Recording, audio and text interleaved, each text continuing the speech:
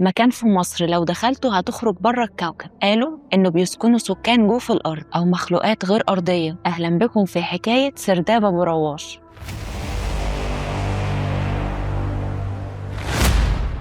عايزاكم تركزوا معايا في الحلقة دي جدا، لأن هيتقال حاجات لأول مرة. في منطقة أبو رواش في مركز كرداسة في قلب صحراء الدهشور في سرداب محدش عارف له أصله ولا اتعمل ليه. نهايته آخرها بير مية. قالوا إن ممكن المية دي تكون للشرب أو موجودة كوسيلة حماية للمكان، وقالوا إن ممكن يكون ملك شافها فبنى السرداب على أساس المية دي. الحكاية بدأت أصلا في أوائل القرن العشرين لما الناس لاحظت مكان غريب، مدخل ضيق نازل لتحت له سلم حجري قديم ومتآكل كأنه متساب من زمن تاني. أول ما نزلوا لاحظوا حاجة غريبة جدا، الهواء بقى تقيل والنور بيختفي بسرعة وصوتهم بقى فيه صدى صوت كأن في حد بيردد كلامهم. السرداب مش مستقيم، ده متعرج وبيميل فجأة وبينزل وبينقطع كأن اللي بناه كان عايز يتوه أي حد هيدخله. والأغرب إن في ناس قالت إنها سمعت خطوات وراها من غير ما تشوف حد. ومع الوقت بدأت الأقاويل تنتشر، في اللي قال إن السرداب كان ممر سري، وفي اللي قال إن ده كان طريق هروب لكهنة أو ملوك،